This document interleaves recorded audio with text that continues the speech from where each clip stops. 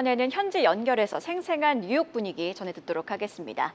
자, 미국과 중국이 극적인 무역 합의에 도달을 했고 이에 경기 후퇴에 대한 우려감이 크게 줄었습니다.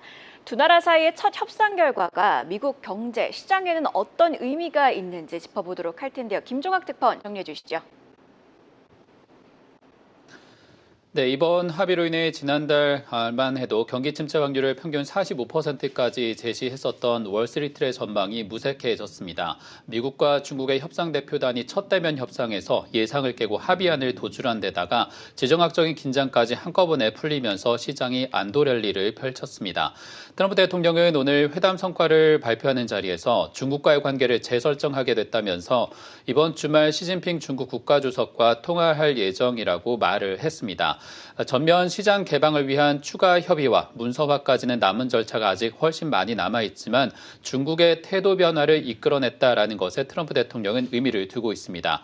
스위스 제네바에서 극적으로 90일의 관세 유예를 이끌어낸 스콧 베선트 재무장관의 발언도 뜯어보면 양국이 모두 탈동조화를 원하지 않고 있다면서 이번 합의로 미국과 중국이 새로운 관계를 재구축하고 있다는 점을 강조하고 있습니다.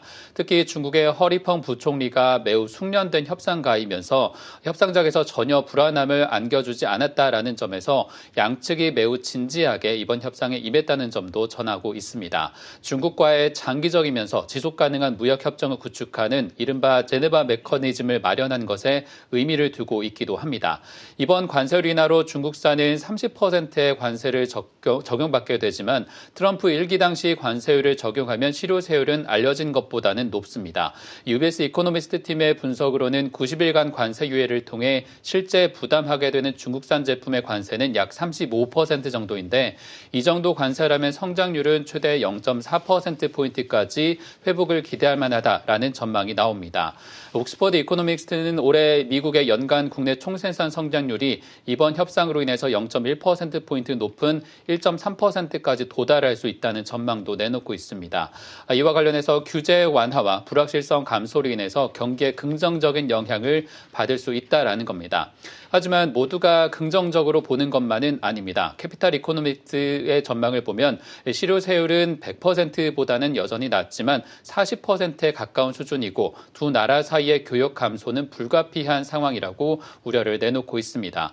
미 중앙은행인 연방준비제도의 통화 완화에 대한 기대가 낮아진 것도 시장에 좋은 소식만은 아닙니다. 시카고 상품거래소가 집계한 페드워치 기준으로 미국과 중국 간 협상 결과 발표 이후에 올해 금리 인하 회수는 두 차례로 줄었는데 당초 3번 이상 기대하던 것보다는 훨씬 줄어들면서 채권 시장엔 부담을 주고 있습니다.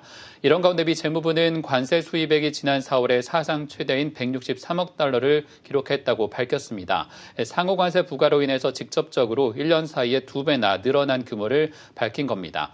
가시적인 성과를 얻기 시작한 미국을 향해 유럽연합에서도 경제와 안보 협력을 제안한 것으로 전해지는 등 우려와 달리 이번 무역 긴장의 수위가 빠르게 낮아질 가능성이 열리고 있습니다. 지금까지 뉴욕에서 전해드렸습니다.